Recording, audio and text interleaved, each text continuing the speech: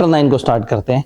हम लोगों ने कंपनी के बारे में समझ लिया है, कंपनी बनती कैसे है समझ लिया है, कंपनियां कितनी तरह की होती हैं समझ लिया है, कंपनियों के शेयर कैपिटल के मामलात क्या हैं, कंपनियां डिविडेंड्स किस तरह से देती हैं, कंपनियां अपने अकाउंट्स को किस तरह से लेके चलती हैं।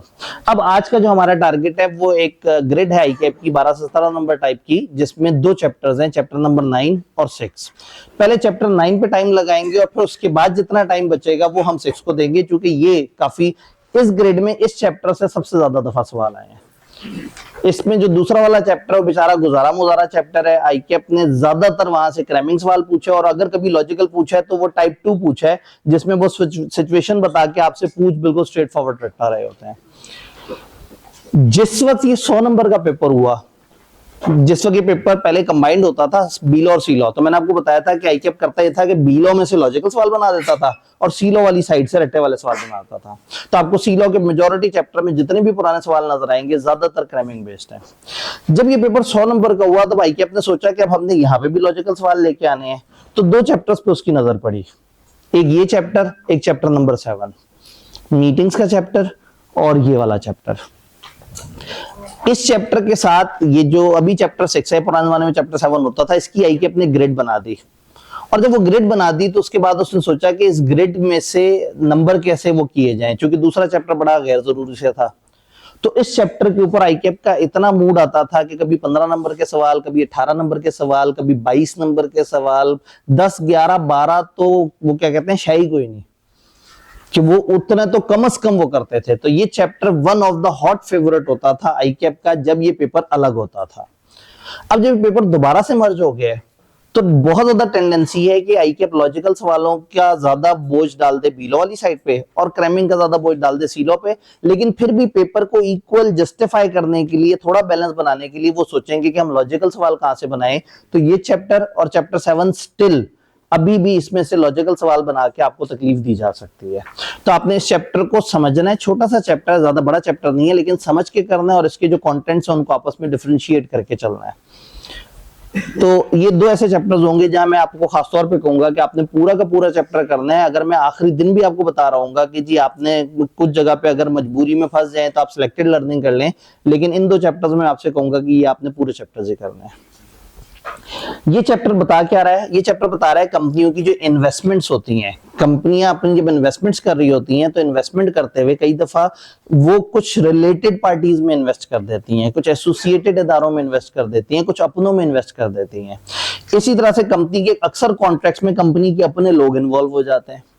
इसी तरह से कंपनी की कई ट्रांजैक्शंस होती हैं जो अपने जानने वालों के साथ होती हैं। तो ये चैप्टर थ्रू आउट हमें बता रहा है कि कंपनी की वो तमाम मामलात जो कंपनी के अपनों के साथ हो रहे हैं। क्योंकि प्रॉब्लम ये है कि घर बैठे हैं शेयर होल्डर्स और उन्होंने नुमाइंदे बिठाए हुए हैं कंपनी में, और वो कंपनी के नुमाइंदे अपनी यारियां दोस्तियां निभाने के चक्कर में कंपनी के फंड्स गलत इस्तेमाल कर रहे होते हैं।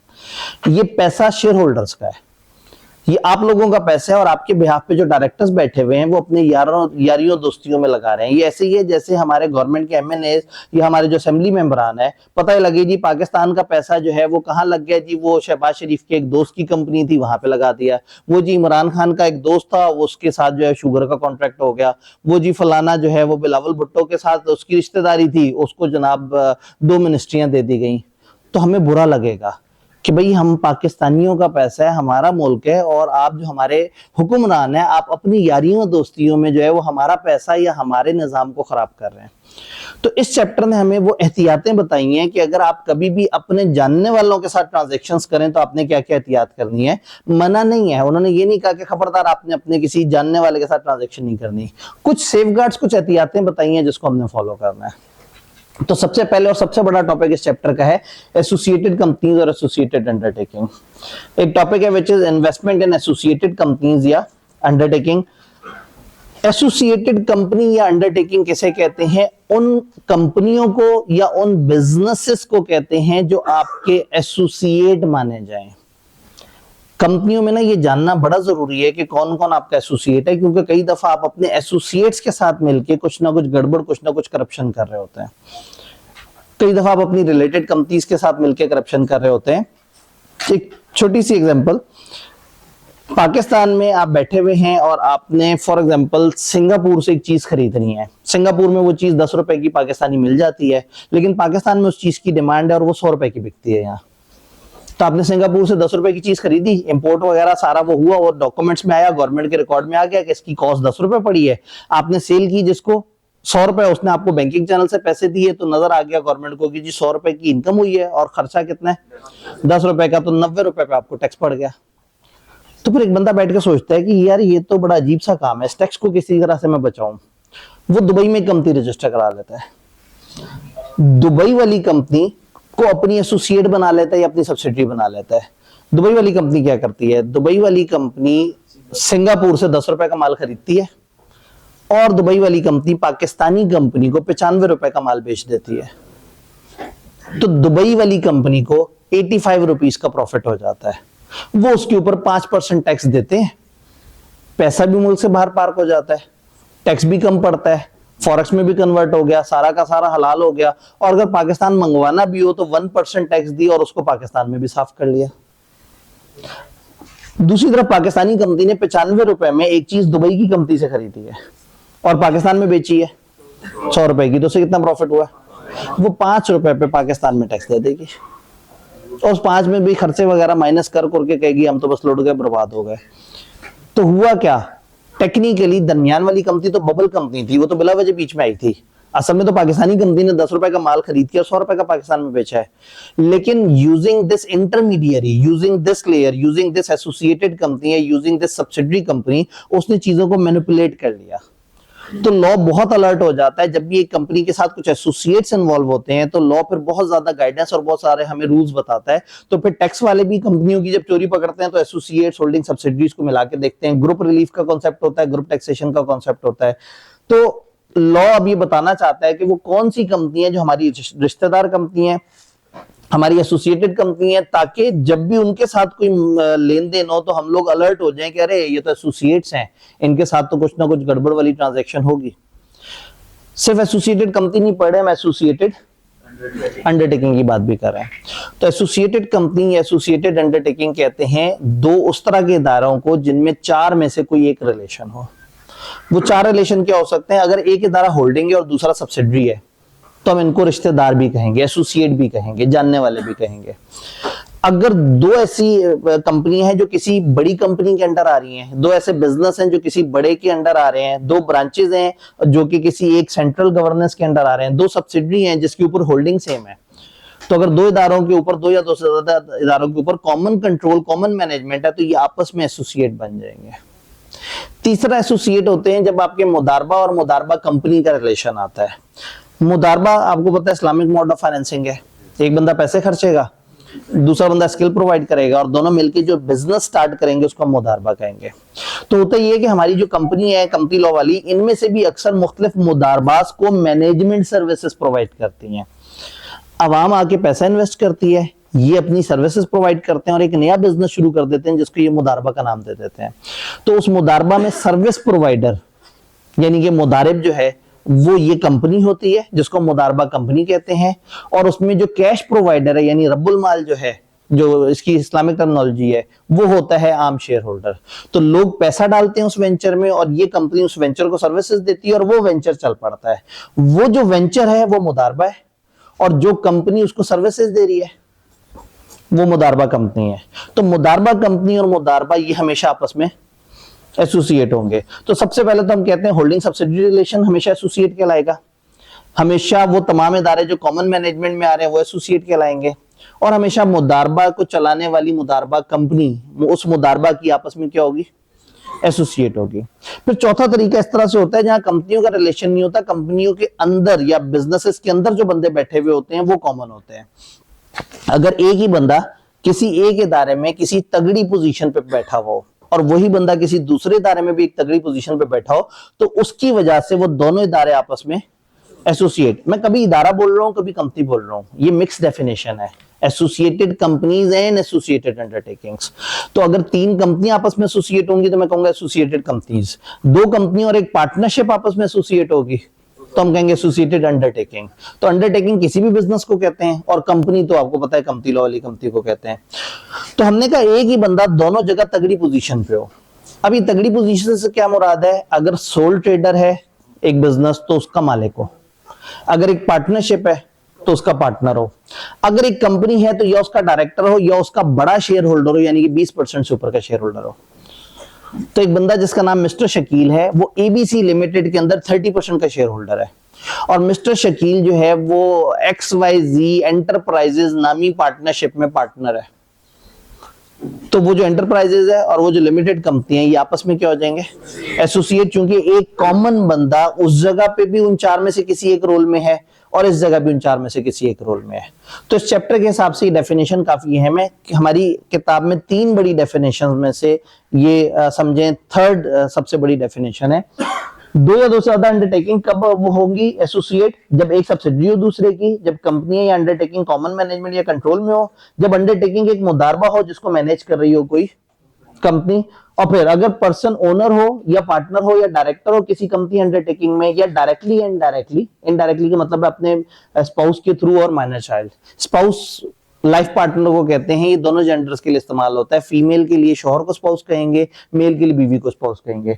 तो उसने अपने मियां बीवी या अपने बच्चों समेत जो है अगर 20% शेयर्स खरीदे हुए हैं तो या आप ओनर हो या पार्टनर हो या डायरेक्टर हो या 20% के शेयर होल्डर हो।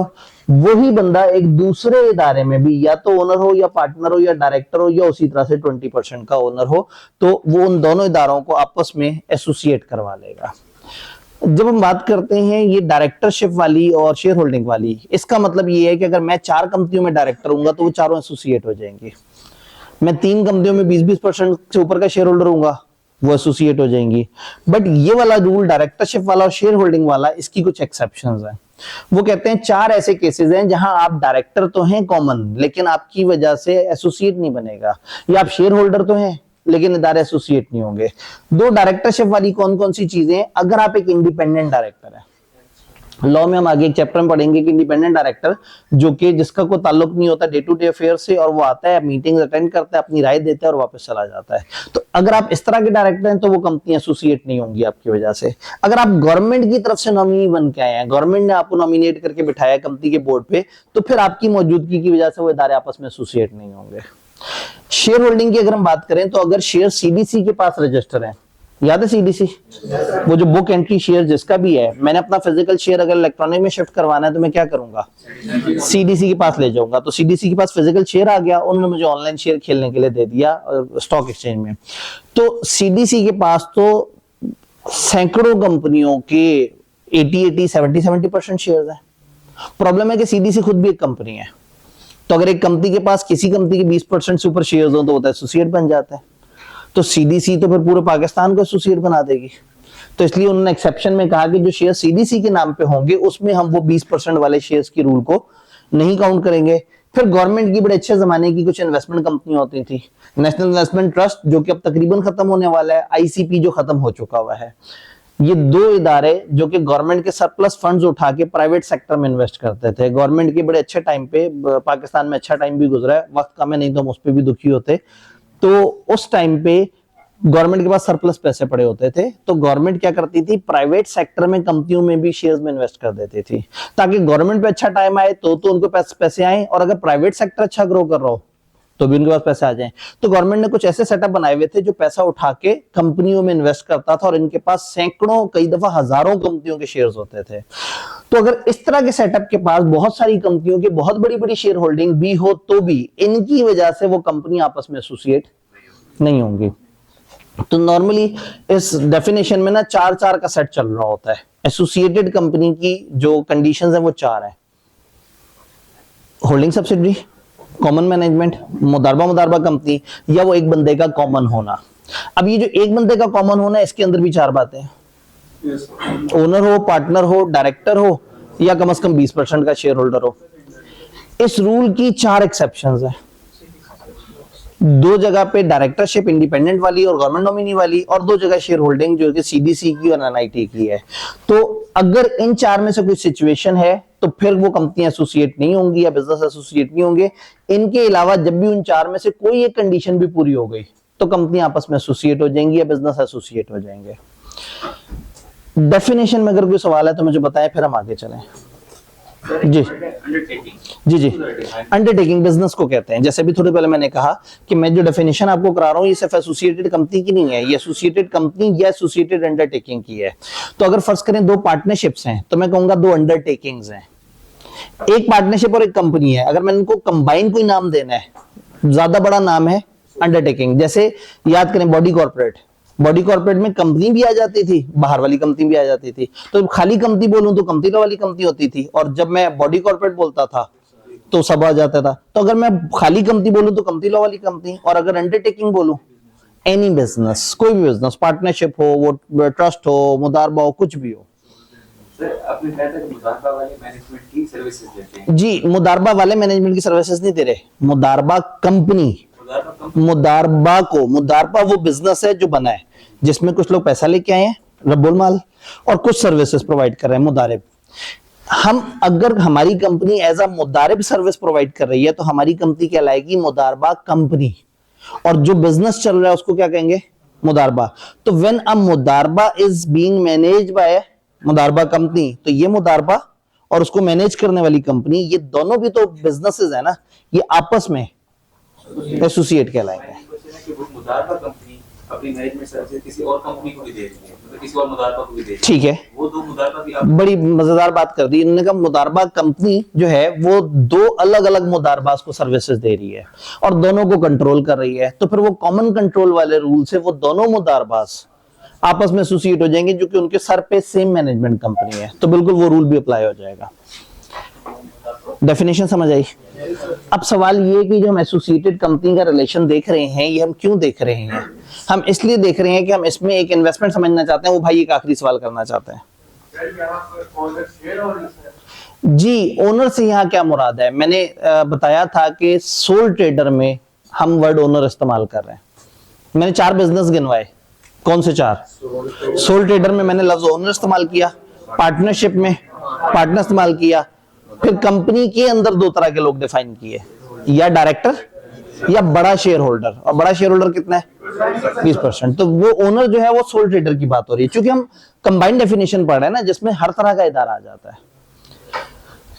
हमें इन्वेस्टमेंट करनी है हमने एसोसिएटेड कंपनी में। अब इन्वेस्टमेंट किसे कहते हैं? इनकी डेफिनेशन के मुताबिक इन्वेस्टमेंट वो है जहां एक कंपनी दूसरे को या तो कोई लेंडिंग फैसिलिटी दे दे या उसके शेयर्स में इन्वेस्ट कर दे।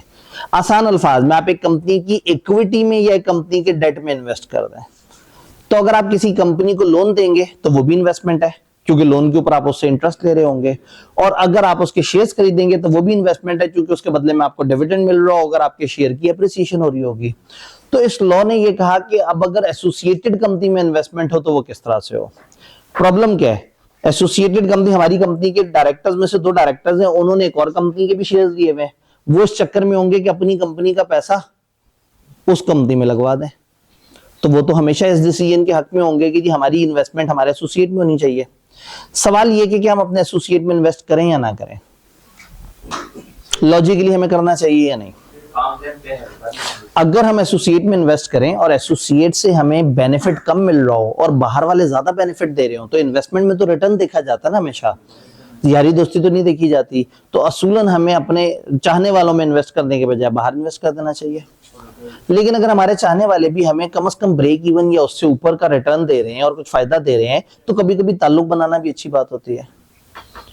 तो एब्सोल्युटली मना भी नहीं किया, एब्सोल्युटली अलाउ भी नहीं किया। उन्होंने कह दिया भाई सीधी सी बात है, मेंबर्स को बुलाओ, मेंबर्स के सामने ये सारी बात रखो, उनसे कोई ये एसोसिएटेड कंपनी है, इसका हमारे साथ ये ताल्लुक है, हम इस कंपनी में इन्वेस्ट करना चाह रहे हैं, तुम बताओ तुम लोग क्या कहते हो, तुम्हारा पैसा है। अगर शेयर होल्डर्स को लगेगा कि इस कंपनी में इन्वेस्ट करना फायदेमंद है, वो अलाउ कर देंगे। अगर वो नहीं समझ आएगी, वो अलाउ नहीं करेंगे। ये समझ नॉर्मल तरीके से नहीं, हम उनसे स्पेशल रेजोल्यूशन पास करवाएंगे। तो मेंबर्स एक स्पेशल रेजोल्यूशन पास करेंगे, तो फिर ये डिसीजन होगा कि हम एसोसिएटेड कंपनी या अंडरटेकिंग में इन्वेस्ट करें या ना करें। पहली दफा इन्वेस्टमेंट के लिए भी स्पेशल रेजोल्यूशन चाहिए। इन्वेस्टमेंट अगर इंक्रीज करनी है तो भी स्पेशल रेजोल्यूशन चाहिए। इन्वेस्टमेंट की अगर नेचर बदलनी है, डेट से इक्विटी में लेके जाना है या ऑर्डिनरी शेयर से प्रेफरेंस शेयर्स, उसकी नोयत में कोई तब्दीली करनी है, तो भी स्पेशल रेजोल्यूशन पास करनी है। तो इनिशियल इन्वेस्टमेंट, सब्सीक्वेंट इन्वेस्टमेंट या चेंज इन नेचर के लिए आपको स्पेशल रेजोल्यूशन पास करनी पड़ेगी, और मेंबर्स को आप ये सारी बात बताएंगे कि जी ये इन्वेस्टमेंट है, ये क्या है और इसमें किस तरह से है। अगर यही इन्वेस्टमेंट लोन की फॉर्म में है तो स्पेशल रेजोल्यूशन वाला रूल तो अपनी जगह वैलिड है, इजाफी आपने 3-4 रूल्स को फॉलो करना है। एक रिटन एग्रीमेंट होना चाहिए बाकायदा, जिसमें सारी चीजें लिखी हुई हो कि कितना अमाउंट का लोन होगा, क्या पर्पस होगा, क्या टाइम पीरियड होगा, उस पर क्या रिटर्न यानी इंटरेस्ट मिलेगा, फी कमीशन क्या होगा, कोई रीपेमेंट का क्या स्केड्यूल है, कब पैसे वापस होंगे, नहीं होंगे तो क्या पेनल्टी पड़ेगी, क्या सिक्योरिटी होगी। यानी कि फिर हवाई बात ना, उस तमाम शेयर होल्डर्स को क्लियरली राइटिंग में पता हो कि ये एग्रीमेंट हुआ है जिसके तहत हम एसोसिएट को लोन दे रहे हैं। दूसरा, वो लोन घाटे पे नहीं देना। आपका रिटर्न ऑन इन्वेस्टमेंट आपकी बोरोइंग कॉस्ट से कम नहीं होना चाहिए। इन्होंने जरा साफ अल्फाज इस्तेमाल किए, ये इंटरेस्ट नहीं बोलना चाह रहे थे, वरना इन्हें कहना चाहिए था कि आपकी इंटरेस्ट इनकम आपके इंटरेस्ट एक्सपेंस से कम नहीं होनी चाहिए। हम जब लोन लेते हैं तो उसके ऊपर जो इंटरेस्ट देते हैं वो इंटरेस्ट एक्सपेंस होता है, और जब हम किसी को लोन देंगे उससे जो इंटरेस्ट आएगा वो इंटरेस्ट है। तो इंटरेस्ट एक्सपेंस को इंटरेस्ट एक्सपेंस कहते हुए इन्हें बुरा लगा, इन्होंने कहा बोरोइंग कॉस्ट, आपको बोरो करने की जो इजाफी कॉस्ट पड़ रही है, और वो जो वहां से इंटरेस्ट आ रहा है उसको कह दिया रिटर्न ऑन इन्वेस्टमेंट। तो अब रूल क्या है कि आपका रिटर्न ऑन इन्वेस्टमेंट आपकी बोरोइंग कॉस्ट से कम नहीं होना चाहिए। यानी ऐसा ना हो कि आपको तो लोन मिलता है 10% पे और आप अपने चाहने वाले को लोन दे दें 7% पे, ये तो बैठे बिठाए आप माइनस में चले जाएंगे।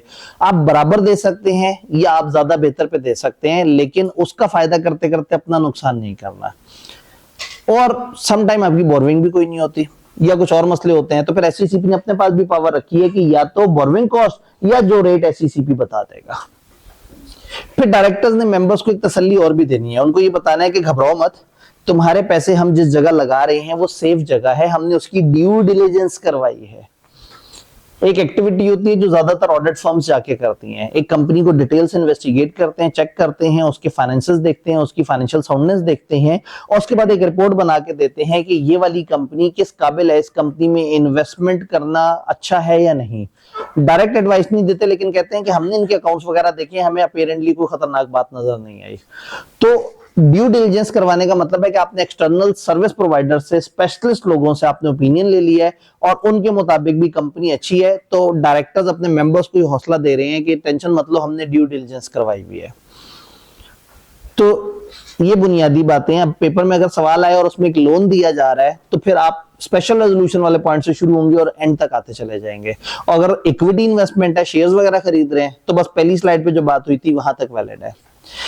इसके बाद किताब हमें कुछ इंफॉर्मेशन जमा कराना चाह रही है और बस बताना चाह रही है, लेकिन बता पा नहीं रही। हर कंपनी मेंटेन करेगी और अपने रजिस्टर्ड ऑफिस पे एक रजिस्टर रखेगी ऐसी तमाम इन्वेस्टमेंट का जो एसोसिएटेड कंपनी अंडरटेकिंग में हुई है, जिसमें वो पर्टिकुलर होंगे जो बता दिए जाएंगे। अब पता नहीं क्या होंगे। एससीसीपी ने कुछ खास क्लासेस ऑफ कंपनीज को कह दिया कि आपके ऊपर सेक्शन एप्लीकेबल नहीं है, कौन सी है वो भी नहीं बताया, एक एग्जांपल दे दी बस, प्राइवेट। एससीसीपी इस सेक्शन को समझाने के लिए सर्टेन रेगुलेशंस ला चुका है। तो 3 इंफॉर्मेशन है, कंपनियों ने कुछ रिकॉर्ड मेंटेन करा होगा एज में बी स्पेसिफाइड, कुछ कंपनियों को एग्जाम्पशन मिल जाएगी एज में बी स्पेसिफाइड, कुछ स्पेसिफाइड रेगुलेशंस भी आ चुकी हैं, तो कुछ भी नहीं बताया। लेकिन खामखा कि हमारा जो है ना वो सफे के अंदर थोड़ा सा डाटा जाया कर दिया। तो ये सबसे पहला टॉपिक है, सबसे बड़ा टॉपिक है इस चैप्टर का, which is investment in associated company undertaking. Chapter बहुत बड़ा नहीं है लेकिन इंपॉर्टेंट काफी ज्यादा है। क्या हमें एसोसिएटेड कंपनी अंडरटेकिंग समझ आ रही है और वहां इन्वेस्ट करते हुए की एहतियातें समझ आ रही हैं? भाई का एक सवाल, वोटिंग पावर होल्ड या कंट्रोल में है जी। वोटिंग पावर को आप होल्ड करते हैं या आप कंट्रोल करते हैं, इसमें क्या फर्क है? लेयर्स याद है? मैं डायरेक्टली शेयर्स खरीदूं तो मैं होल्ड कर रहा हूं, और मेरी लेयर खरीदे तो कंट्रोल कर रहा हूं। मैं उसे कहूंगा वो वहां पे वोटिंग कर रही होगी। तो होल्ड डायरेक्ट ओनरशिप कहलाती है और कंट्रोल में इनडायरेक्ट ओनरशिप कहलाती है। ये चीज हमें समझ आ गई कि भाई ये किस तरह से है। अब इसके बाद एक छोटा सा रूल है, एक छोटा सा, इस चैप्टर में 4 टॉपिक हैं, सबसे छोटा टॉपिक ये वाला है।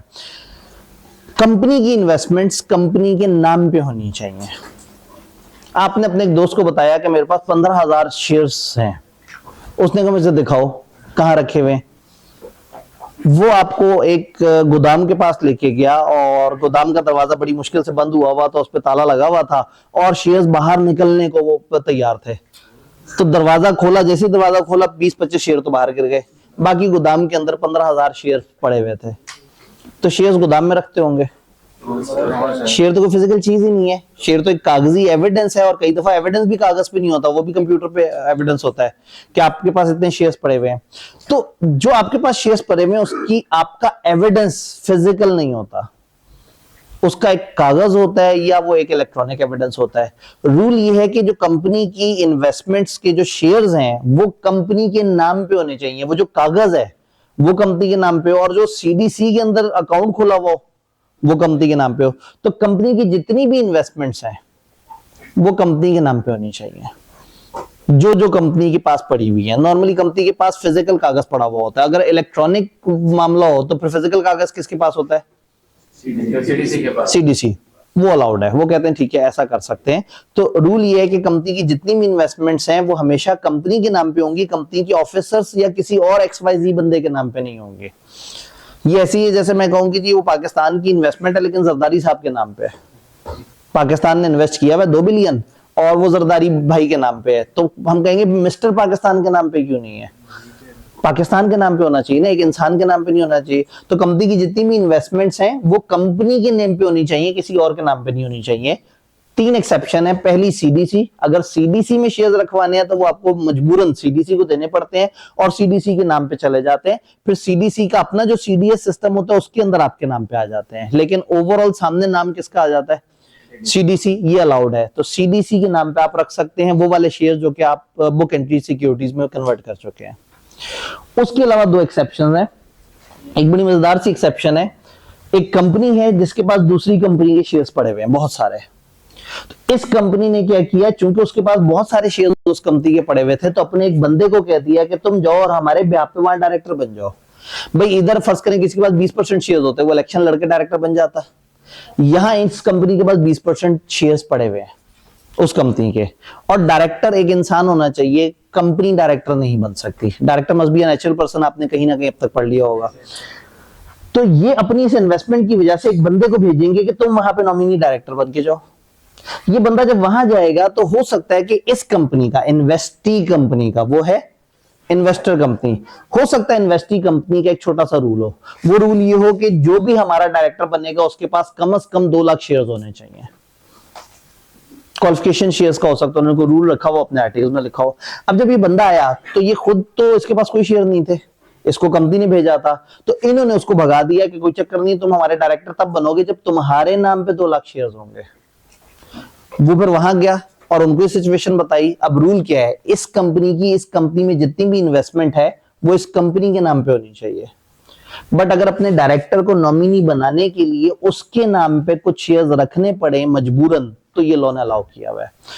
तो अगर इन्वेस्टर कंपनी के पास पावर है कि वो डायरेक्टर नॉमिनी को इन्वेस्टिंग कंपनी पे अपॉइंट कर सकता है, तो इन्वेस्टर कंपनी को ये भी अलाउड है कि वो शेयर्स इन नेम ऑफ वो नॉमिनी रख सकते हैं जो कि क्वालिफिकेशन शेयर्स हैं, जितना उस बंदे को मजबूरन चाहिए वहां डायरेक्टर बनने के लिए। तो ये एक एक्सेप्शन उन्होंने बताई हुई है कि आप अपनी कंपनी की इन्वेस्टमेंट किसी और बंदे के नाम पे रख सकते हैं अगर मजबूरन उसको डायरेक्टर बनाने के लिए शेयर्स देना जरूरी हो। प्रैक्टिकली कंपनियां ज्वाइंट नेम पे कर लेती हैं ताकि वो अगर भाग भी जाए तो उसे कंपनी को कोई नुकसान ना हो। दूसरी एक्सेप्शन थी। तीसरी एक्सेप्शन, होल्डिंग कंपनी अपनी सब्सिडरी कंपनी को बचाने के लिए एक हरकत करती है। आप एक होल्डिंग कंपनी है, आपकी सब्सिडरी कंपनी के नंबर ऑफ मेंबर्स एकदम से मिनिमम से नीचे गिर गए। ये मिनिमम नंबर कितने होते हैं? 3, 2, 1। अब एसएमसी तो एसएमसी है, वो तो अकेले एक बंदे के पास है। तो प्राइवेट या पब्लिक कंपनी की बात करें तो 2 या 3। तो नॉर्मली कंपनी के दर्जनों शेयर होल्डर्स भी होते हैं, सैकड़ों भी होते हैं, हजारों भी होते हैं। हमारी होल्डिंग कंपनी ने 80% शेयर्स खरीदे हुए थे कंपनी के, और उस कंपनी के 20% शेयर्स खरीदे हुए थे 100 लोगों ने। किसी टाइम पे एक बड़ा इन्वेस्टर आया, उसने उन 100 लोगों को एक करके रब्ता किया, उन सबके शेयर्स खरीद लिए। अब इस पब्लिक कंपनी के वो शेयर होल्डर्स या ओनर्स कितने? 2। हमारे पास 80% और एक और बंदे के पास 3 से नीचे गिर गई। क्या हमारा कोई कसूर है इसमें? नहीं। अगर एक कंपनी मिनिमम से नीचे पे चले और 180 दिन से ऊपर चले तो कौन फंसता है? जो चला रहे होते हैं उसे पर्सनली लायबल हो जाते हैं। तो हम बैठे बैठे बगैर अपने कसूर के पर्सनली लायबल हो जाएंगे एक और कंपनी की हरकतों की वजह से। तो यहाँ लॉ ने हमें इजाजत दी है कि अगर हम इस कंपनी के नंबर ऑफ मेंबर्स बढ़ाना चाहें तो हम अपने जो है वो मिस्टर बजाज को पकड़े, एक शेयर होने देते हैं, मिस्टर गुप्ता को पकड़े, एक शेयर होने दे दे, मिस्टर अरजीत को पकड़े, उनको भी एक शेयर दे दें। हम 3 नए मेंबर क्रिएट कर दिए, अब कंपनी में 5 मेंबर हो गए, हम टेंशन फ्री, एक से भी काम चल जाता, लेकिन हमने कहा जब अब छोगल चल ही रहा है तो चलो 3 बंदों के हवाले कर दें। तो this is allowed. Holding company may hold any shares in its subsidiary company in name of its nominees if number of members of subsidiary company has reduced below required minimum। तो required minimum से अगर आप नीचे चले गए हैं तो आपको ये इजाजत है कि आप ये वाला काम कर सकते हैं। तो रूल क्या था, कंपनी की इन्वेस्टमेंट्स कंपनी के नाम पे होनी चाहिए, किसी इंसान के नाम पे नहीं होनी चाहिए। एक्सेप्शन ये थी कि सीडीसी के नाम पे रख सकते हैं अगर ऑनलाइन ट्रेडिंग करनी है, आप अपने नॉमिनी डायरेक्टर के नाम पे रख सकते हैं अगर उसे मजबूरन क्वालिफिकेशन शेयर्स चाहिए, और आप अपनी सब्सिडी को बचाने के लिए कुछ नए मेंबर क्रिएट कर सकते हैं अपनी इन्वेस्टमेंट किसी और के नाम पे रख के। अदरवाइज इन 3 चीज सिचुएशंस के अलावा कभी अलाउड नहीं है कि आप अपनी इन्वेस्टमेंट किसी और को दे दें। जी इन्होंने कहा जो होली ओन्ड सब्सिडी होती है उसमें क्या होता है, होली ओन्ड सब्सिडी में भी ये वाले रूल को हम फॉलो करते हैं। वो होली ओन्ड हमारी होती है, फिर हम क्या करते हैं एक एक शेयर उठा के 2-3 बंदों को दे देते हैं, उससे वो होली ओन्ड भी रहती है, तकरीबन 99.9999% हमारे पास होते हैं, तो वो होली ओन्ड भी रहती है और वो इस चीज से बच भी जाती है। तो ये सेक्शन खासतौर पे होली ओन्ड सब्सिडरी को मिनिमम नंबर ऑफ मेंबर से बचाने के लिए भी इस्तेमाल होता है। क्या ये सारी बात समझ आई? अब चूंकि आपने एक यूनिक बात की, आपने कंपनी की इन्वेस्टमेंट किसी और इंसान के नाम पे रखी हुई है, तो शेयर होल्डर का इंतहाई शदीद हक है कि उन्हें पता लगे इस बात का। तो कंपनी, आपको याद होगा था हमने कहा था कि मेंबर्स खुल्लम खुला आके बुक्स ऑफ अकाउंट्स नहीं देख सकते, but this is a situation जहां हम एक रजिस्टर मेंटेन करेंगे, एक रिकॉर्ड मेंटेन करेंगे और हर दिन कम से कम 2 घंटे के लिए वो अवेलेबल होगा। कोई मेंबर आके उसे देखना चाहे वो देख सकता है। कोई भी मेंबर जानना चाहे कि मेरी कंपनी की इन्वेस्टमेंट किस किस के नाम पे है, क्यों है, कौन सी इन्वेस्टमेंट है, कितने शेयर्स हैं, कौन से भाई साहब के नाम पे है, तो हमें एक रजिस्टर मेंटेन करना होगा प्रिस्क्राइब पर्टिकुलर्स के साथ। शुक्र है वो सिलेबस में नहीं है। और उस रजिस्टर को कोई मेंबर आके देखना चाहे तो हर दिन हमें कम से कम 2 घंटे अवेलेबल करने होंगे बिजनेस आवर्स में, जिसमें वो रजिस्टर ओपन रहे। एक बंदा कहता है नहीं जी मैंने आके नहीं देखना, मुझे इस रजिस्टर की कॉपी चाहिए या इस रजिस्टर का इतना पोर्शन चाहिए, वो अप्लाई करेगा कंपनी को और उसकी एप्लीकेशन के 7 दिनों के अंदर अंदर हम उसको वो चीज जमा करा देंगे, लेकिन उसके हम पैसे चार्ज करेंगे क्योंकि हमारा उस पर खर्चा वगैरह लगा होगा। तो आके देखना फ्री है, लेकिन उसमें से कॉपी ले जाना वो उसके पैसे देने पड़ेंगे। उसने कॉपी मांगी, हमने नहीं दी, तो वो रजिस्ट्रार को भी शिकायत कर सकता है और रजिस्ट्रार फिर इमीडिएटली हुक्म दे सकता है कि नहीं भाई इस चीज को आप चेक करवाएं और ये तो आपने इसमें गड़बड़ नहीं करनी। ये वाला रूल आपने अच्छी तरह से जहन में रखना है। मैं कुछ और जगह पे भी जाके कहूंगा कि फलाना रिकॉर्ड के लिए वही रूल है जो हमने इन्वेस्टमेंट के रजिस्टर का देखा था। तो ये कुछ जगह ये बातें आपको फिर से रिपीट होती नजर आएंगी। कुछ और ऐसे रजिस्टर्स भी होंगे जो 2 घंटे के लिए अवेलेबल भी होंगे, जिनमें से चीजें मांग भी सकते हैं, पैसे दे के 7 दिनों में आपको मिल भी जाया करेंगी, और अगर आपको नहीं इंस्पेक्शन करवाई जाएगी तो आप रजिस्ट्रार को शिकायत भी कर सकते हैं। तो ये चूंकि एक अहम रजिस्टर है तो लॉ ने इसके बारे में ये सारी बातें बताई कि 2 घंटे अवेलेबल होगा, कोई इंस्पेक्ट करना चाहे तो कर सकता है, कंपनी कोई हल्की फुल्की रिस्ट्रिक्शन रखना चाहे तो रख सकती है, सर्टिफाइड कॉपी चाहिए तो फी पे कर दें और 7 दिनों के अंदर आपको मिल जाएगी, और अगर इनकार होगा तो आप रजिस्ट्रार को शिकायत कर सकते हैं। तो ये था ये टॉपिक। इसके बाद फिर इस चैप्टर में 2 और टॉपिक आते हैं जिसके अंदर हम बात करते हैं कि एक टॉपिक है इंटरेस्ट ऑफ डायरेक्टर और एक टॉपिक को हम कहते हैं related parties. Disclosure of interest by director. हुआ ये कि हमारी कंपनी कोई एग्रीमेंट करने जा रही है, कोई कॉन्ट्रैक्ट करने जा रही है, और पता ये लगा कि उस कॉन्ट्रैक्ट या अरेंजमेंट में हमारे डायरेक्टर का कोई ताल्लुक है। अगर आप याद करें तो चैप्टर के बिल्कुल स्टार्ट में मैंने आपको कहा था कि इस चैप्टर में ज्यादातर टॉपिक्स क्या हैं, कुछ आसपास वाले लोगों के साथ कुछ मामला चल रहे होंगे। तो एसोसिएटेड कंपनी भी आसपास की वो थी, फिर अपने इन्वेस्टमेंट किसी अपने चाहने वालों के नाम पे रखे हुए हैं, वहां पे भी कुछ मशकूक सिचुएशन थी। अब यहाँ क्या हो रहा है कि हमारी जो कॉन्ट्रैक्ट है, जो अरेंजमेंट है, वो हमारा एक डायरेक्टर है जिसका उसमें कोई ताल्लुक वाबस्तगी पाई जाती है। या तो वो जो कॉन्ट्रैक्ट कर रहे हैं हम इसी डायरेक्टर की कंपनी से कर रहे हैं, या इसके बिजनेस से कर रहे हैं, या इसके कोई करीबी रिश्तेदारों के साथ कर रहे हैं। कोई भी ऐसा मामला है जिसमें हमारे कॉन्ट्रैक्ट में हमारे एक डायरेक्टर का बड़ा गहरा इंटरेस्ट इन्वॉल्व है, उसका कोई मफाद बीच में इन्वॉल्व है। अब अगर हमारी ट्रांजैक्शन में किसी डायरेक्टर का कोई मफाद इन्वॉल्व है कंपनी ने फॉर एग्जांपल कुर्सियां खरीदनी है, कुर्सियां कितनी खरीदनी है, फर्ज करें 1000 कुर्सियां खरीदनी है। 1000 कुर्सियां कितनी की आती होंगी?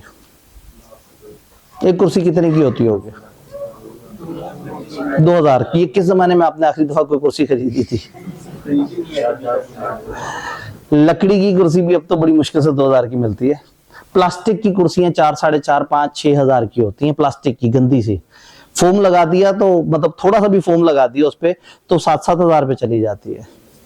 फिर जिस तरह की कुर्सी भी आप बैठे हैं इस तरह की कुर्सी इस वक्त 20,000 की मिलती है। यस, आप यूज कुर्सियों का पता करेंगे तो आपको 7-8 हजार की मिलेंगी। चले, मैंने गप मार दी होगी। 10,000 की कुर्सी, 1000 कुर्सियां, अकाउंटेंट सामने मौजूद है, कितने रुपए बने? एक भाई ने करोड़ में जवाब दे दिया। और तो इसका मतलब ये है कि अगर 1000 कुर्सियां लेनी होंगी तो कितने रुपए चाहिए? करोड़। करोड़ का कॉन्ट्रैक्ट। अब जब 1 करोड़ रुपए का कॉन्ट्रैक्ट हो रहा है तो हर कोई एकदम से कहेगा यार 1 करोड़ रुपया, सारे अलर्ट हो जाएंगे। तो डायरेक्टर ने अपने घर में डिस्कशन की कि कंपनी ना 1000 कुर्सियां खरीदने के बारे में सोच रही है। तो उस वक्त वो डायरेक्टर का भाई भी उसके घर आया हुआ था खाने पे। उसने कहा यार मेरा तो अपना फर्नीचर का काम है और ये कुर्सियां तो मैं बड़े आराम से अरेंज करके दे दूंगा। तो क्या मतलब मेरे भाई के होते हुए ये कॉन्ट्रैक्ट किसी और को मिलेगा? भाई तो भाई का ख्याल रखता है। डायरेक्टर पक्का हो गया। उसने जनाब वहां पे जब डिसीजन मेकिंग हो रही थी तो उसने कहा कि जी ये मैं एक बड़ा अहम बंदा, बड़ा जबरदस्त बंदा जानता हूं, उससे अगर हम कुर्सियां खरीदेंगे तो कमाल कुर्सी होगी। डायरेक्टर अपने चाहने वाले को या अपने ताल्लुक वाले बंदे को वो कॉन्ट्रैक्ट दिलवा देगा। इसमें कोई नुकसान है? हो भी सकता, नहीं भी हो सकता। डायरेक्टर भाई को अगर कॉन्ट्रैक्ट दिलवा रहा है तो शायद रेट पे भी बार्गेन बहुत ज्यादा ना हो। डायरेक्टर चाहेगा कि उसे फायदा हो जाए। डायरेक्टर का भाई है, उससे पैसे वगैरह की ट्रांजैक्शन में अगर कोई टाइम लग रहा हो तो लोग डर के मारे बार बार पूछेंगे भी नहीं क्योंकि वो डायरेक्टर का भाई है। कुर्सियां हो सकता है थोड़ी सी हल्की क्वालिटी की आ जाए, कोई बोलेगा भी नहीं क्योंकि डायरेक्टर का भाई है। डायरेक्टर इतनी टॉप लेवल पे बैठा हुआ है, कंपनी के सारे मुलाजिम तो डायरेक्टर का तो एहतराम करेंगे। तो अगर डायरेक्टर के किसी ताल्लुक वाले से ट्रांजैक्शन होगी तो कंपनी को तो बहुत नुकसान है। लेकिन फर्ज करें कंपनी सोचे कि नहीं रहने देते हैं, इसके साथ कॉन्ट्रैक्ट नहीं करते। हो सकता है डायरेक्टर इसलिए चाहता था कि उसके भाई से ट्रांजैक्शन हो कि उसे पता था कि वो अपने भाई को खींच सकता है और कह सकता है बड़ी अच्छी क्वालिटी का काम करो। भाई से रेट भी तोड़वा सकता है। डायरेक्टर कंपनी के लिए इतना अच्छा सोच रहा था और आपने डायरेक्टर के ऊपर जो आरोप लगा दिया। अब प्रॉब्लम ये है कि अच्छा फर्ज करें डायरेक्टर तो अच्छे सोच रहा था, उसने भाई को कहा कुर्सियों का, भाई जब ऑर्डर डिलीवर कर रहा था तो कुछ कुर्सियां रास्ते में टूट गई, खराबी हो गई और उसके बाद जो है ना कंपनी वाले सारे मुसलसल कहते हैं कि यार इस ट्रांजैक्शन में खराबी इसीलिए हुई कि हमने इसके भाई से ट्रांजैक्शन की थी। कॉर्पोरेट माहौल भी खराब हुआ। जिस भी महफिल में वो अपना ओपिनियन देने की कोशिश करेगा कि मेरी मुदबाना राय ये है, वो कहेंगे यार चल तू तो साइड पे, तेरे भिरा को लोग काम करा के पहले ऐसी जो है ना 15-20 लाख का नुकसान किया है। तो कॉर्पोरेट माहौल भी खराब हो गया। तो एक तरीके ये कि हम एब्सोल्युटली डिसअलाउ कर दें कि नहीं भी डायरेक्टर के किसी ताल्लुक वाले से ट्रांजैक्शन ना करें, उसमें वो फायदा जो आ रहा था वो भी मिस हो सकता है। और अगर अलाउ कर दें तो नुकसान भी हो सकता है। तो लॉ ने इसके 2 सेफगार्ड अप्लाई किए। वो कहते हैं कि जब एक डायरेक्टर का किसी मामले में कोई इंटरेस्ट है तो स्टेप नंबर 1 वो क्लियरली ओपनली डिस्क्लोज करे। सारे अपने डायरेक्टर्स को जिस मीटिंग में बैठे हुए हैं, जब डिसीजन होने जा रहा है, उन्हें बताया कि ये जो ये मामला है इसमें हम इन 3 में से जो एक बंदा सिलेक्ट करना है फर्नीचर के लिए, एक बंदा इनमें से मेरा भाई भी है, ये उसका बिजनेस है और मैं आपको पहले से बता दूं कि मेरा उसके साथ ताल्लुक है, वो मेरा भाई है। नंबर 1। नंबर 2 यानी कि छुपाना नहीं है, अचानक से ना पता लगे कि हो ये तो उसके भाई की कंपनी की थी, फिर तो मामला खराब हो जाएगा। दूसरा, मीटिंग वाले टाइम पे जिस वक्त सारे डायरेक्टर डिसीजन ले रहे हो वो थोड़ा साइड पे हो जाएगा और कैंडी क्रश खेलना शुरू कर देगा या पबजी खेलना शुरू कर देगा। सारे उसकी तरफ देखेंगे, हाँ भाई क्या कर रहे हो, तो वो कहेगा भाई तुम लोग अपने करते रहो डिसीजन, इस डिसीजन में मेरा तो इंटरेस्ट है, मैं इसमें इन्वॉल्व होऊंगा तो तुम लोग कहोगे बाइस्ड हो गया। तो डायरेक्टर उस फैसले में वोट नहीं करेगा, डिस्कशन में हिस्सा नहीं लेगा, इवन मीटिंग के कोरम अटेंडीज में भी उतने पोर्शन के लिए काउंट नहीं होगा। और लिस्टेड कंपनी में तो लॉ को इतना गुस्सा है कि वो कहते हैं मीटिंग से भी वॉकआउट कर जाए, वो उतना पोर्शन मीटिंग का फिजिकली भी अटेंड ना करे जिसमें ऐसा कॉन्ट्रैक्ट है जिसमें उनका उसका इंटरेस्ट है। अब क्या होगा, अब अगर बाकियों ने इसकी गैर मौजूदगी में इसके को साइड पे रख के सोचा और मेरिट पे सोचा कि यार इसका भाई है तो बड़ा जबरदस्त मैन्युफैक्चरर, काम भी बड़ा अच्छा करता है, अब बाकी डायरेक्टर्स के भाई को चूज करेंगे तो पहली बात इसका इन्फ्लुएंस जो था वो माइनस हो गया। नंबर 2, अब अगर वो कॉन्ट्रैक्ट खराब हो, इसका कसूर नहीं, इसे कहेंगे यार तुम्हारे भाई ने ऐसा किया, तो कहेगा भाई मैं तो पहले ही बताया था मेरा भाई है। तुम लोगों को फिर भी नहीं समझ आई, फिर भी उसके साथ कॉन्ट्रैक्ट कर लिया। तो मैं तो इसीलिए बता रहा था भाई है, तुम लोगों ने मुझे मीटिंग से निकाल दिया। मीटिंग में होता तो मैं बताता कि ये तो 15 कंपनियों के साथ चालबाजी कर चुका है। तो कॉर्पोरेट एनवायरनमेंट भी साफ हो गया, एक एक्स्ट्रा मेरिट भी तय हो गया। तो अगर एक डायरेक्टर का कहीं इंटरेस्ट है तो सबसे पहले उसे चाहिए वो डिस्क्लोज करे। नंबर 2, वो वोटिंग में शामिल ना हो। इंटरेस्ट डिस्क्लोज कब करे? जो पहली मीटिंग होने जा रही है डायरेक्टर्स की। ये सारे भाई नहीं लग रहे? नहीं, थोड़ा थोड़ा सा फर्क है, ऐसे ना करें।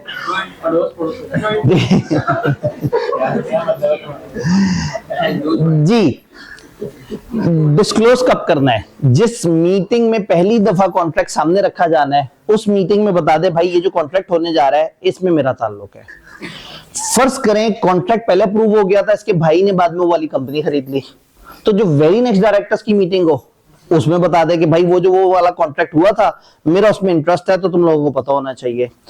अगर यहां पे इंटरेस्ट था ही नहीं, डायरेक्टर्स के सामने वो कॉन्ट्रैक्ट आया ही नहीं, वो कॉन्ट्रैक्ट अप्रूव एम्प्लॉय लेवल पे हो गया, तो अब क्या करें? जैसे ही कॉन्ट्रैक्ट अप्रूव होगा वेरी नेक्स्ट जो भी डायरेक्टर्स की मीटिंग हो रही होगी उसमें वो आके डिस्क्लोज करेगा। तो 3 तरीके हैं डिस्क्लोज करने के, या मीटिंग में डिस्क्लोज कर दें जिसमें आपका इंटरेस्ट है, या अगर बाद में बना तो जैसे ही बना नेक्स्ट मीटिंग में बता दें, और अगर किसी और लेवल की किसी कॉन्ट्रैक्ट में भी हुआ है तो भी जो डायरेक्टर्स की नेक्स्ट मीटिंग आ रही है आपने उसमें बता देना है।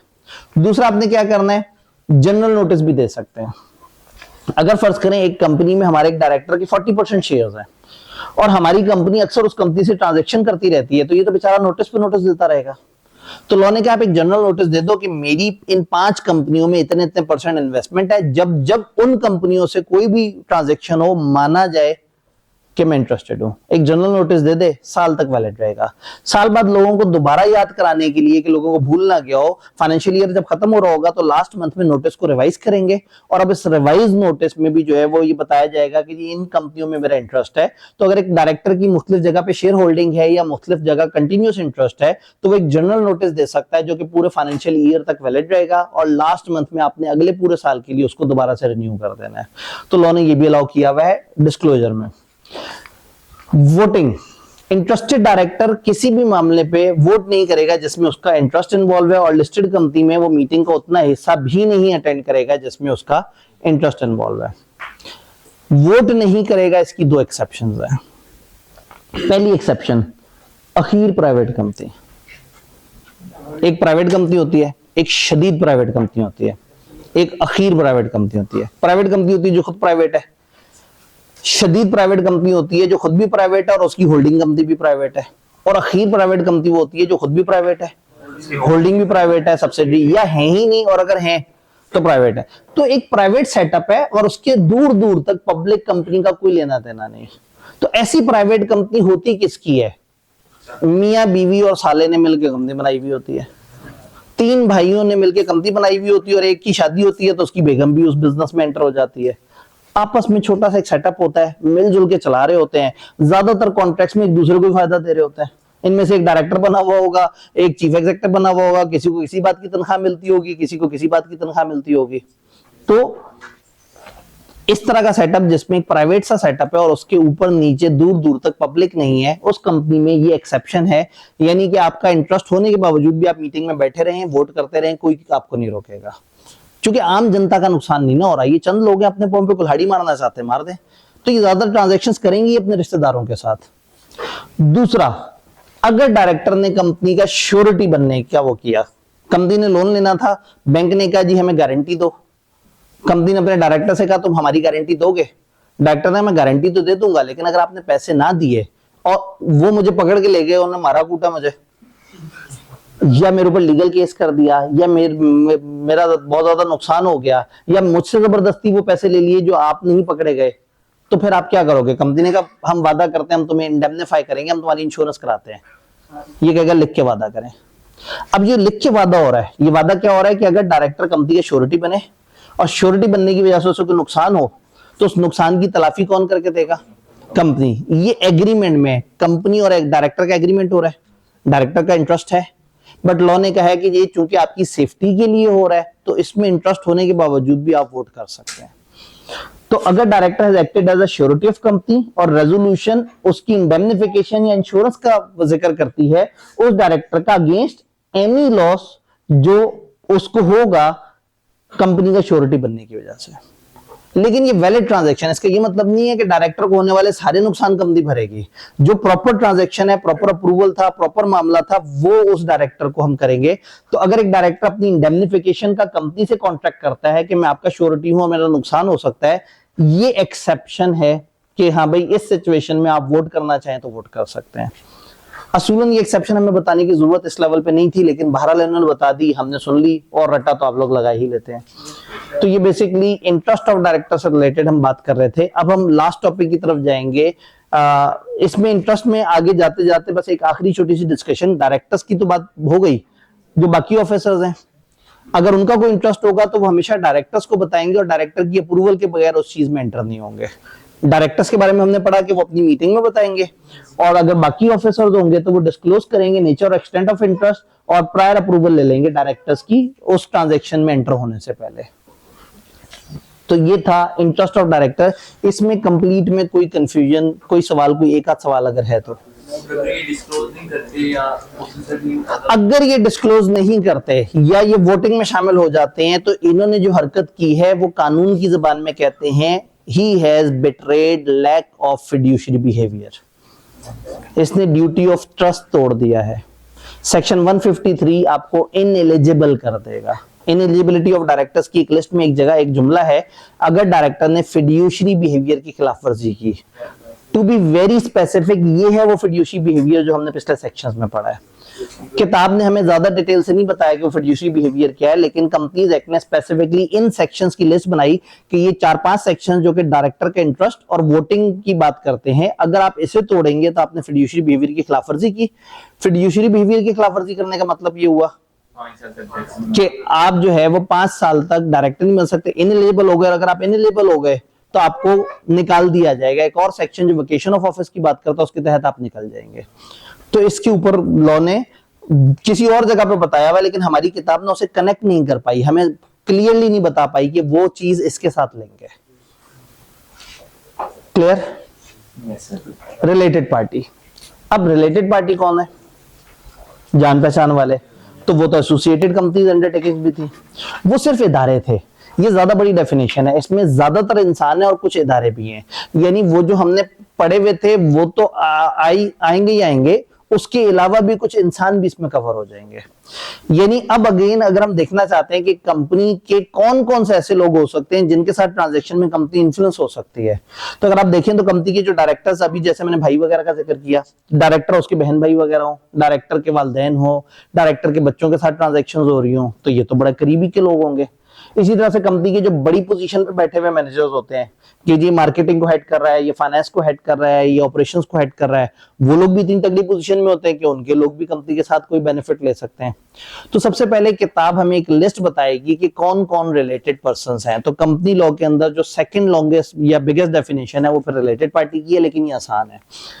कंपनी के डायरेक्टर और उसके ये रिश्तेदार, spouse, sibling, lineal ascendant descendant. Lineal ascendant descendant का मतलब है आपके अबव अजदाद और आपसे नीचे 1-to-1 रिलेशन, आपके वालिदैन, उनके वालिदैन, उनके वालिदैन, यानी वो वालिदैन के बहन भाई और उनके साथ जो बाकी ताल्लुक है वो नहीं, वालिदैन, वालिदैन, उनके वालिदैन, औलाद, उनकी औलाद, उनकी औलाद, बहन भाई और स्पाउस। तो सारे ब्लड रिलेशन, एक ब्लडी रिलेशन। डायरेक्टर गैर शादीशुदा लोगों को कहां समझ आना है, छोड़े। असल में वो जो बिल्कुल करीब के रिश्ते होते हैं उनको ब्लड रिलेशन कहते हैं, उनके साथ खून का रिश्ता होता है। लेकिन एक और रिश्ता होता है जो कि खून का रिश्ता नहीं होता, ठीक है, खूनी रिश्ता, खून का रिश्ता नहीं होता, लेकिन वो स्पाउस सबसे करीब माना जाता है। आप देखें जहां जिक्र होता है करीबी रिश्तेदारों का, स्पाउस सबसे पहले, सिबलिंग आगे चले गए, वालिदैन, औलाद बहुत आगे चली गई। तो अगेन ब्लड रिलेशन और एक जो नॉन ब्लड रिलेशन है लेकिन वो ब्लड रिलेशन पे हावी हो जाए तो वो फिर जो है ना, वो मैं इसलिए कहता कि गैर शादीशुदा को कहां समझ आएगी। की मैनेजरियल पोजीशन पे जो पर्सनल है और उसके रिश्तेदार, तो आपके जो बड़े मैनेजर्स हैं वो और उनके रिश्तेदार, आपके जो डायरेक्टर्स हैं वो और उनके रिश्तेदार। फिर 3 ऐसे इदारे हैं जिनमें ये लोग मौजूद हैं। ऐसी फर्म जिसमें हमारा डायरेक्टर या मैनेजर या उसका रिश्तेदार पार्टनर है, वो भी हमारी रिलेटेड बन जाएगी। भाई हमारा डायरेक्टर एक अपनी फर्म चला रहा है तो वो फर्म भी तकरीबन हमसे कनेक्शन तो हो गया उसका। एक ऐसी प्राइवेट कंपनी जिसमें हमारा डायरेक्टर या मैनेजर या तो मेंबर हो या डायरेक्टर हो। ऐसी पब्लिक कंपनी जिसमें डायरेक्टर या मैनेजर या तो डायरेक्टर हो या अपने रिलेटिव्स के साथ मिलके मेंबर हो। ऊपर रिलेटिव वाली बात हमने नहीं की थी, हमने कहा था कि आप मेंबर हो, यही लोग डायरेक्टर या मैनेजर, और नीचे अगर वो रिश्तेदारों के साथ भी मिलके अगर मेंबरशिप में है तो भी खतरा है। तो ये फर्म, ये प्राइवेट कंपनी और ये पब्लिक कंपनी जिसमें ये लोग बैठे हुए हैं। फिर 2 उस तरह के सेटअप हैं, कोई भी कंपनी जिसका चीफ एग्जीक्यूटिव या मैनेजर आपकी इंस्ट्रक्शंस पे चलता हो, या कोई भी बंदा जिसकी एडवाइस इंस्ट्रक्शंस पे आप चलते हो। तो हम जिनकी सुनते हैं या जो हमारी सुनते हैं वो भी हमारे। तो समटाइम क्या होता है, सामने से कॉन्ट्रेक्चुअल रिलेशन कुछ और होता है, लेकिन नजर ये आता है कि हम कुछ लोगों की ज्यादा सुन रहे होते हैं और कुछ लोगों की कम सुन रहे होते हैं।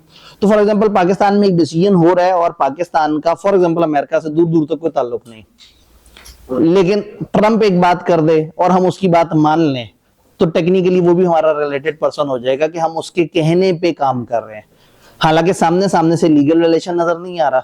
तो समटाइम कुछ इस तरह के रिलेशन होते हैं जिसमें इन्फ्लुएंस होता है। तो अगर किसी कंपनी के लोग हमारी बात सुनते हैं या हम किसी कंपनी या बंदे की बात सुनते हैं तो वो भी हमारा रिलेटेड होगा। हाँ, बात तो हम डॉक्टर की भी सुनते हैं, टीचर की भी सुनते हैं। तो फॉर एग्जाम्पल मैं टीचर हूं, मैंने एडवाइस दी, आपने एडवाइस फॉलो की तो ये प्रोफेशनल एडवाइस है। डॉक्टर ने एडवाइस दी, चार्टर्ड अकाउंटेंट ने कोई फाइनेंशियल एडवाइस दी, तो ये सारी एडवाइस काउंट नहीं होगी। एडवाइस, डायरेक्शन या इंस्ट्रक्शन जो प्रोफेशनल कैपेसिटी में दी गई है वो नहीं, उसके अलावा जिनकी आप एडवाइजर्स पे चलते हो, जिनकी आप बातें मानते हो, वो आपके रिलेटेड है। फिर उन्होंने अब तक हमारी पड़ी हुई सारी कंपनियों की लिस्ट जारी कर दी। होल्डिंग कंपनी भी वो है रिलेटेड, सब्सिडरी भी है, एसोसिएट भी है, हमारी होल्डिंग की बाकी सब्सिडरीज भी। और तंग आके थक गए तो लिख दिया, सोचा शायद अभी भी कोई 15-20 हमारी रह गई हो तो चलो एज में भी स्पेसिफाइड लिख देते हैं। तो ये लिस्ट जारी कर दी लॉ ने अपने रिलेटेड लोगों की। क्यों जारी कर दी ये लिस्ट? इसलिए कि जब भी रिलेटेड पार्टी के साथ हम ट्रांजैक्शन करेंगे तो गुमान ये है कि हम इन्फ्लुएंस में आ जाएंगे। सीधी सी बात है, डायरेक्टर के भाई के साथ जब ट्रांजैक्शन हो रही होगी तो उसके अंदर कुछ ना कुछ फेवर्स तो होंगी।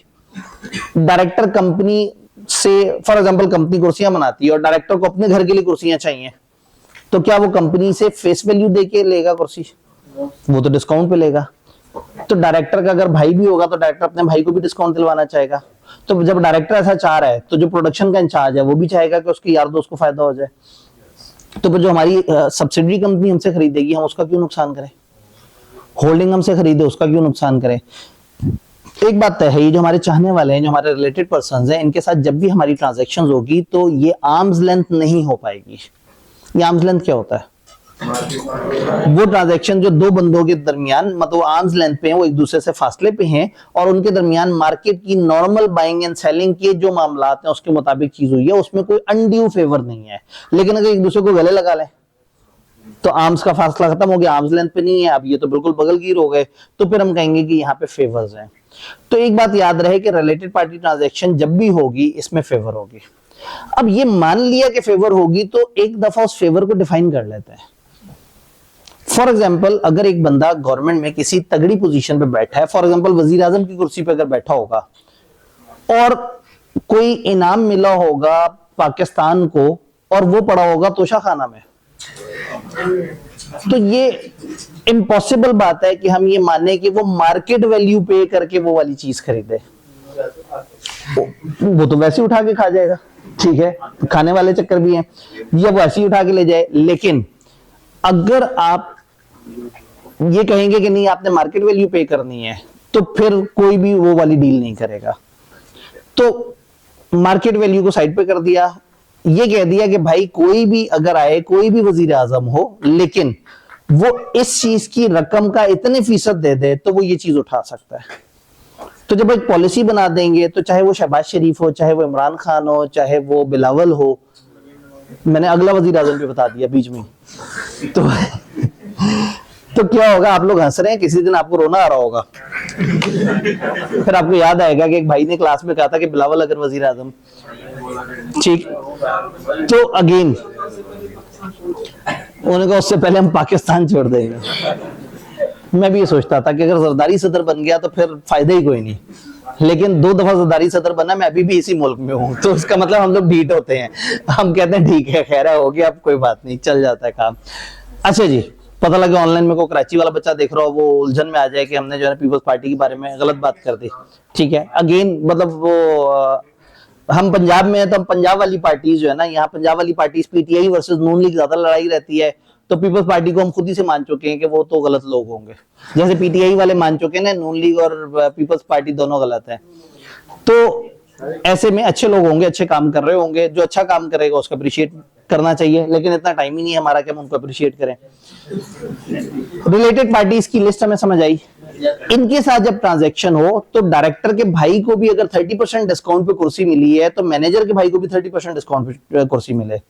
डायरेक्टर अगर कंपनी से कहे मुझे आपका ऑफिस किराए पे चाहिए तो उसको जो रेट चार्ज हो वही रेट सब्सिडरी कंपनी को भी चार्ज हो।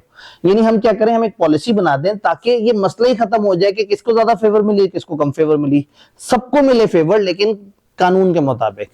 तो ऐसे में उस कुर्सी पे इमरान खान आके बैठे और वो कोई तोहफा खरीदे उसी रेट को पे करके, वहां नवाज शरीफ मौजूद हो वो कोई पैसे देके वही तोहफा खरीदे, या शहबाज शरीफ हो वो भी पैसे देके तोहफा खरीदे, तो सबके सबके लिए स्टैंडर्ड सेम होना चाहिए। तो प्रॉब्लम घड़ी पे नहीं था, घड़ी के तो पैसे भी दिए थे, पैसे थोड़े कम दिए थे, जो स्टैंडर्ड सेट हुआ था उससे कम दिए थे। ये एक छोटी सी लड़ाई थी। इतनी छोटी छोटी बातों पे वजीर आजम उड़ जाता है। उससे पहले नवाज शरीफ का उससे भी छोटा मसला था, अपने बच्चे की कंपनी से सैलरी नहीं ली थी। तब वो था केस का फाइनल वर्डिक्ट क्या था, बाहर की जो उसकी कंपनी है उसमें जो अकामा था उस अकामे के तहत मिलने वाली जो सैलरी लेनी चाहिए थी नहीं ली। होता ये कि सियासतदान को वो ना छोटे केस में फंसाते हैं ताकि कल को जब रिवर्स करना हो तो भी मामला जरा इजी हो जाए। तो इसलिए खान साहब ने तो पता नहीं क्या क्या किया हुआ है, सामने सिर्फ घड़ी रखी हुई है।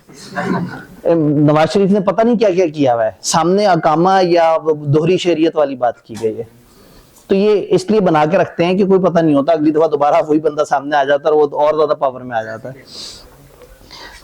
अब रिलेटेड पार्टीज के बारे में आप क्या करें, कंपनी किसी भी रिलेटेड पार्टी के साथ कॉन्ट्रैक्ट या अरेंजमेंट में तभी एंटर होगी जब एक पॉलिसी होगी बोर्ड की तरफ से अप्रूव, जिस पॉलिसी में होगा कि इन लोगों के साथ सेल परचेज का क्या मामला होगा, इनको हम कोई भी एसेट्स वगैरह बेचेंगे तो क्या होगा, या इनसे खरीदेंगे तो क्या होगा, इनको कोई चीज लीज कैसे करेंगे, इनको सर्विसेज या इनसे सर्विसेज किस तरह से दी जाएगी, इनको किसी एजेंट की पोजीशन पे कैसे बिठाएंगे, इनको किसी ऑफिस ऑफ प्रॉफिट किसी और पोजीशन जिसमें आप एक्स्ट्रा सैलरी पर्क्स बेनिफिट्स दे रहे हो उसका क्या रूल होगा, ये सारी बातें उसके साथ तय होंगी। इस सेक्शन में कुछ भी आर्म्स लेंथ ट्रांजैक्शन पर अप्लाई नहीं होगा।